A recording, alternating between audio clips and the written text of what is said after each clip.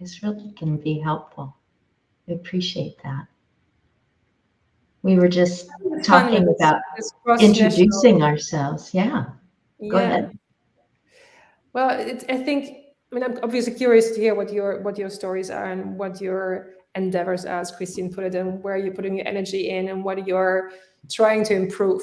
And let's stay away from the fighting. That what you're trying to improve and for which reasons. In just a couple of words, we're in Holland, have a similar negative mindset about aging. I think that's nonsense. It doesn't help anyone to age any better. It's even not real. It's not true what people are telling themselves and each other constantly about how it's all downhill from 50. So what we're basically doing, we are photographing people and we're talking to people who are just really amazing and aged 70, 80, 90 and above. And we will make a book with it. It's called Proud, PR, and then double spot, and then OUD meaning old in Dutch. So it's this whole thing, taking it out of the shame corner and putting it into the pride corner, and you know, trying to trigger that kind of celebration and value in people, so the journey will become a more pleasant one. I think that sums it up. I was wondering about that. So I saw the PR and then something, I'm going to call it a semicolon. It's not a And semicolon. then, It's like I don't know what they call it in English. They're just the two spots. Like you oh, okay. when So you. colon. No, it's not a semicolon. Okay. It's Really, dot And dot. then OD dots, aren't they? is old in Dutch. Yes. And you put it together as proud. And Yeah. I saw what you were posting. I'm like, I wonder why she's doing that. What's going on? And so I just had to toss an invitation your way. And here you are. I'm so glad. So, Michaela, I had an opportunity to say, hey, here's the guys. We've got Joe and we've got Ron.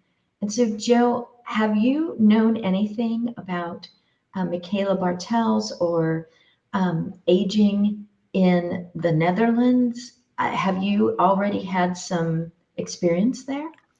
No, actually. So I'm learning right along with everybody else. I do like the um, typographic treatment of her and name of her book, though, because actually I studied design and I taught typography here in Milwaukee at the Milwaukee Institute of Art and Design and at the University of Wisconsin Milwaukee. So that sounds very interesting to me from that standpoint.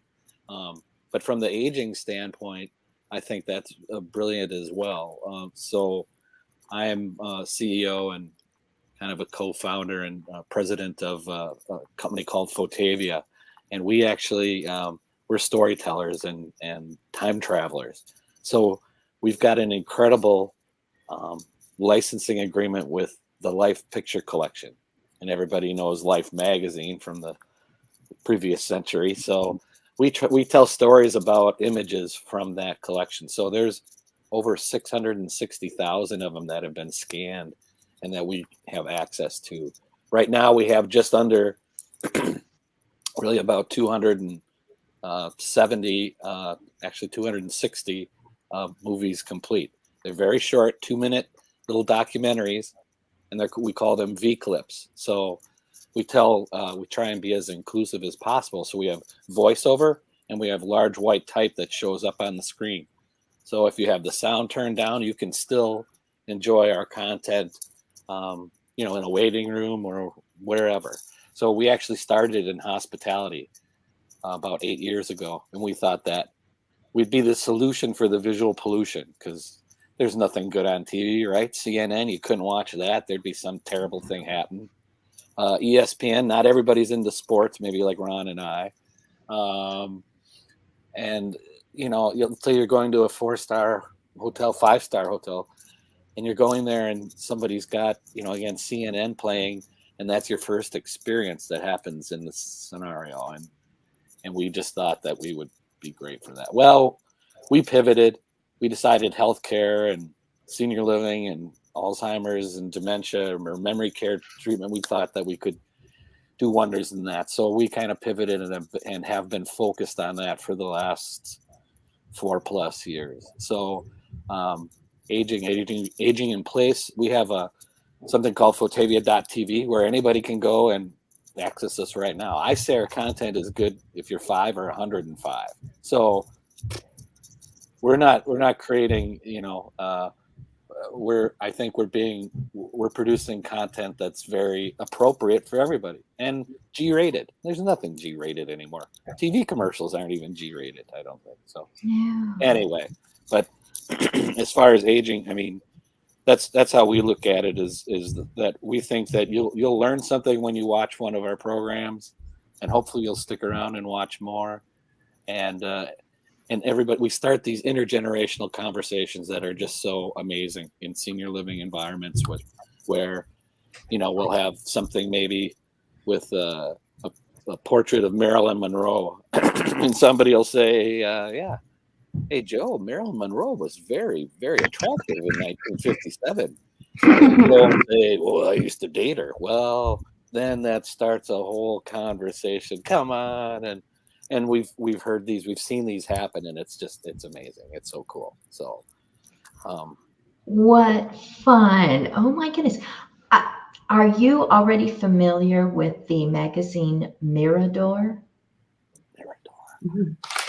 No, I don't think so. That's How do you something spell you that? get to look up, Mirador, and there is a reason that it's called that. And what you're describing, to take a photograph that was carefully selected from who knows how many photographs, and placed in this magazine that everyone flocked to in our country, and to change that into 2 minutes, which is helpful for an attention span. And the way that you're presenting it, it's helpful for any neurodiversity. And that a carer who might be 12 years old, that's sitting next to someone who is challenged and living with any kind of visual or auditory or cognitive things that they're working through, both of them together get to go, oh, that was great, let's watch another one, and have those and it sounds like it's very conversation producing. Kathy, yes, I see you on the screen. Hi, Kathy. I'm Chris, so happy to see you. Yes. so I was here the whole time and I kept thinking, where are they? But I had the settings display up. So you guys were behind that. Sorry. Of course. So you were the invisible listener in the room, and that's great because we were all trying to be on our best behavior anyway. I'll change that for you. Yeah. Great. Well, I'm getting, Kathy, you've kind of started to hear from everyone. I'm going to give you a chance to catch your breath. And Ron, besides having a baseball team in your area, you've got endeavors that interconnected us a few weeks ago for the first time. Well, first of all, and it's aside from having a baseball team, we have an unbeaten football team. Hopefully they'll stay that way through tomorrow. But I'm obviously kindred spirit with all of you. Part of which is out of necessity. I'm going to be 85 this month. So I come from a positive health psychology background and worked for many years, primarily with headache patients. And I saw that for many of them, they were kind of not maximizing their potential because they define themselves as a patient. The more severe people, that was kind of their identity. And I worked again as a positive psychologist to try and change that. I developed a thing that I call the type P personality. So Michaela, when you were talking about proud, I felt it was pride is one of the things that emanates from the 7 P's of the type P personality: personal, goal-driven, proactive, positive, passionate, persistent, productive, and playful. And then as I got older and saw that many of my peers were aging differently than I was, many of them were really preparing to decline. Not all, certainly, but we're kind of accepting the fact that the second half century of life, and particularly the second half of that century, was often seen as a very passive time. And I don't think that's the way that you can approach aging in a healthy way. I also think that, if COVID taught us anything, it's that when we get to be in the older age range, you don't want to really have health issues to the extent that you can control them. You don't want to be in a facility with other immunocompromised people and make yourself more vulnerable to disease and premature death. So as a result, I wrote my book, Rejuvenating, The Art and Science of Growing Older with Enthusiasm, and actually trademarked and registered the term rejuvenating, and basically said that there's 7 keys. I mean, I tend to work in terms of numbers, so I said that there's 7 keys that all starts with the mindset. Then the thing that people worry about the most, the matter of maintaining brain health, being able to maintain the thinking process, healthy eating, and what I call owning your body, which includes things like exercise, sleep, meditation, and so on. Social connectedness, which, as all you recognize, pretty critical at this age. Doing good for other people, which tends to not always be recognized as being able to help you both in terms of social connection, but also in terms of physical and mental health. And also appreciating, the good that takes place around you. We live in a world where there's a lot of negative stuff going on, and it's real easy to be negative just generally, as we seem to reach an age where we're feeling less control. But I mean, there are a lot of good things that happen, being included in your children or grandchildren's lives, taking the bus and having it get you there on time, driving through traffic and nobody hits you. It's real important to kind of appreciate and embed those experiences. And out of that, my final numbers thing is what I call the non-negotiable 4, that I think for personal growth, it's really necessary to eat healthy, to exercise and own your body, to keep the mind active. And, it's real easy to not keep it active just because we don't have to in many cases once we reach a certain age, but that it's just critically important. And again, social connectedness is so critical.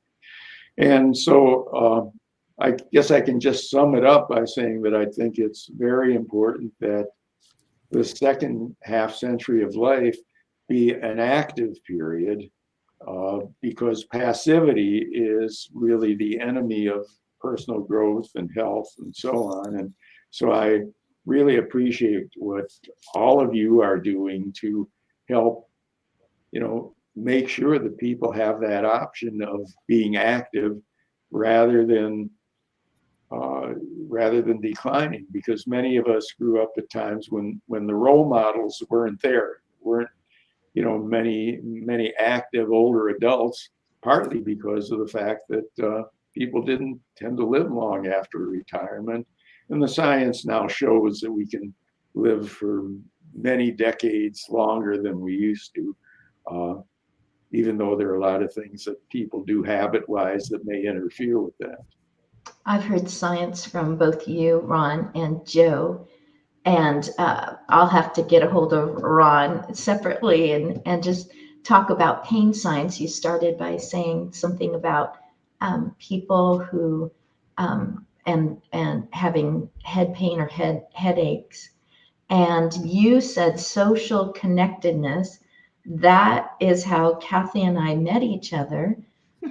I know that I saw her somehow on a screen, on my screen, and I reached out to her, and then whew, she showed up in a comment on something I posted. Well, so did Joe at the same time. I thought maybe they could both be together on my screen with me. So, Kathy, I'm so glad you're here.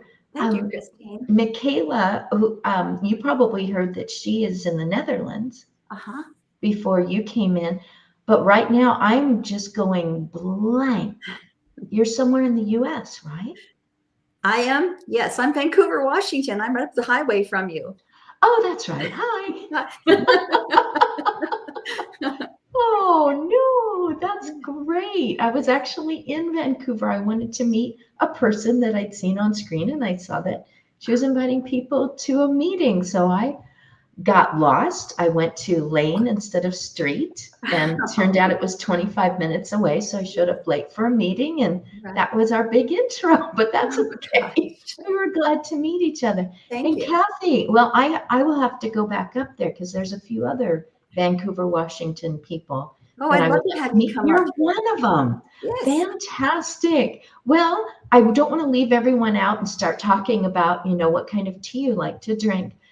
But is there anything that you have been having going on in your mind just in these last few minutes, or even before you pushed the button and came in? Well, actually, last night I actually went on and looked at the last podcast, the one that I think there was one that I missed in there that you sent me the link for that, because I wasn't sure where to go with this today, because aging is a huge topic, right? And so I was glad I watched that and got to remind myself that this is a positive space, that we're looking at the positive way that we're dealing with aging. So I didn't have to deal with all that other stuff that, I saw. So I just want to say, can I just say real quick? Do you have time? Okay. Right now, Okay, it's good. you. So Ron, Yeah, I want to definitely. thank you for giving me an identity right now, the type P personality. Oh my gosh, I just was saying I was ADHD, but now I'm also a P. So that is definitely me. And for me, and I want you to put the name of your book in the chat spot, please, so we can buy that book. So for me, I grew up in a 4th-generation matriarchal Italian household. And there was no such thing as aging. Everybody was there the same. And we were in a really tight-knit, non-inclusive clan of 4 generations. And when my daughter was born, we now then had 5 generations. So my great-grandmother, I was 25 when she finally died. She came home from a 2-mile walk, said she didn't want to have lunch right away. She wanted to take a nap, and she never woke up. And so I feel like aging has been part of my life all my life. And I just always treated it like, hey, you know what, go do it, because you could die anyway. So that's the kind of person I am. And that really has helped me with aging. Now, don't think I'm a Pollyanna, because I have my moments of sadness. I have my moments of loneliness, all those kinds of things. I wake up in the morning and take 10 minutes to get my toes to untangle. But I think that having that background has been really helpful.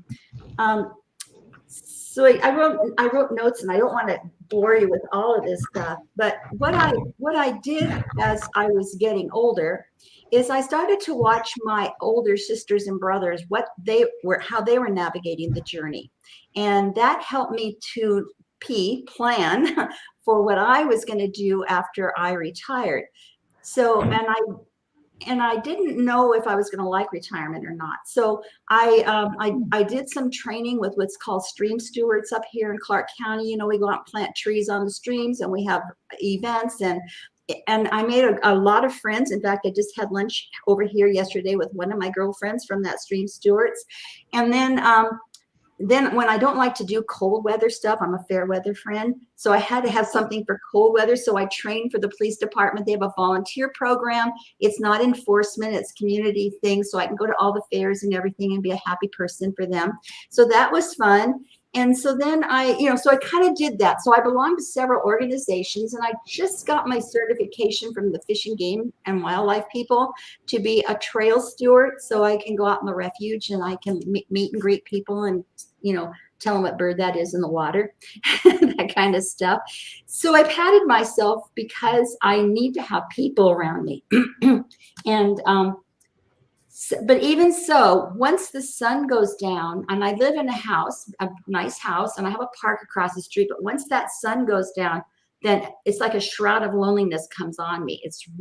I have to really deal with that every single night, the shroud of loneliness. And I have a dog, she's a good company, but still, because we don't go out at night very much anymore. I don't know if anybody does, but I know as an older person, we don't go out very much at night. And that used to be a whole different kind of entertainment and connection for us. So I'm still working on that one. But let me see so that loneliness issue is a big issue. And I see that with my friends who are isolating themselves more and more. They're sitting more in their house and they're getting ill. And then they're blaming it all on aging. And that's not aging. That's they have given into all their sadness. And that's who I try to reach out to and get them, to take a more positive attitude. So I went to school in my late 30s and took 11 years and got my degree in psychology and social science, because that's all they had offered here. And then I got my master's in teaching, and then I began my teaching career, which was the best career of all the careers I've had. And I still teach almost full time. I substitute. It's like a business. I, made up my schools and places I want to be. And that's my happy place. So last year, a little boy thought I was a movie star, second grade. That's the best grade. If you ever want to go have your ego boosted, just go in and volunteer in a second grade classroom. And yesterday I was walking back with the little boy, and he said to me, it was last week. He said to me, he goes, out of the clear, he goes, "You are the most beautiful older person I've ever seen in my life." And then we're walking a little farther. Then pretty soon I was the most beautiful older person in the whole state. By the time I got to his parents, I was up to the universe level. Now, I don't care if it's true or false or whatever it is, but how can you not make you happy for the whole, I'm still smiling about it. And when I come home, I just journal what they say. When I'm feeling it's that sad part at night, I'll just pull out that journal, and I know I'm going to see them the next day. And so that's what keeps me going, is those kids. But and being able to be outside with people, because I didn't feel safe hiking by myself anymore. So that's why I joined all these outdoor things. So now I have people, and I can be out in the rain and the snow and all that and have a good time still. We did four-wheeling. On the refuge. The contractor that's working on it took me out for a view, and then we did some four-wheeling a couple weeks ago. I tell you, I was a 4-year-old again. I was squealing. I was so excited. So have me back sometime, and maybe I'll write a book, Ron. If I can sit still long enough. Well, you're definitely pointing out the 7th P, which is playful. That's great. I just want to jump in and mention, I don't know how many of you may have read David Sinclair's book on lifespan, but he's a, I guess, geriatric biologist or something along those lines at Harvard, that he's attacks it from kind of a scientific approach. There's a lot of information, some of which you may or may not agree with, but one of the things he points out is in the Human Genome Project, they have never identified a gene for aging, and they won't, which means that if somebody ascribes something to the fact that, well, it's old age, that's not it. You don't have to, theoretically, you can live for well into the 3 figures. Right. But it's various diseases that you may become more vulnerable to by not taking care of yourself. But Right. old age should not kill you and should not cause these kinds of symptoms that you said some of the people you know are reporting? I know when I wake up in the morning with that arthritis pain, I remind myself of how I felt after a heavy day of water skiing. So, we have pain all through our life. But when we get to be a certain age, then we attribute that to aging and we're dying. That's how it goes. Pain, aging, dying. And then we sit on the couch and I don't know what we do at that point because I'm gone outside. But yeah, so that's kind of where that's at. And I'm so grateful for all of you that you're putting this positive spin on it and recognizing that there's different things for different people. We don't all follow the same journey to find our fulfillment and our happiness, and to allow people to do that, but to encourage them to do something. Laurette Clyer, who's going to be in this space in 2 weeks. She is loving it.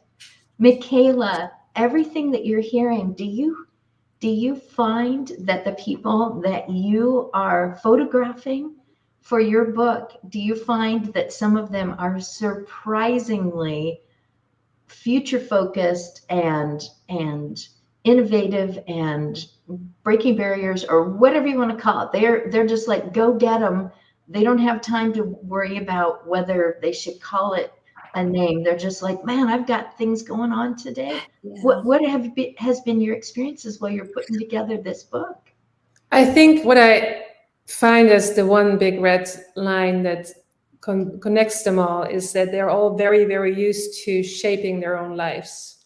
Mm-hmm. And I might have started as young as 20, and I went on into the 30s and the 40s, and it's taking decisions. It's not getting stuck in other people's opinions or what you should or shouldn't do. All of them are in that way self-made, and that doesn't mean they all went to the same spot or they all have the same health or they all have the same level of happiness, but they're very used to shaping their life. And I think that is, besides all the things that Ron has said in theory and in his own experience, and all the things that Kathy is doing, actually, which I love to listen to, that is somehow the basis. And then however you shape that is up to your personal likes and dislikes, but it's the idea that you are somehow in control, that you have a choice, and that you can change your mind according to some great book you're reading, or that you can connect with new people and do new stuff and stay active, or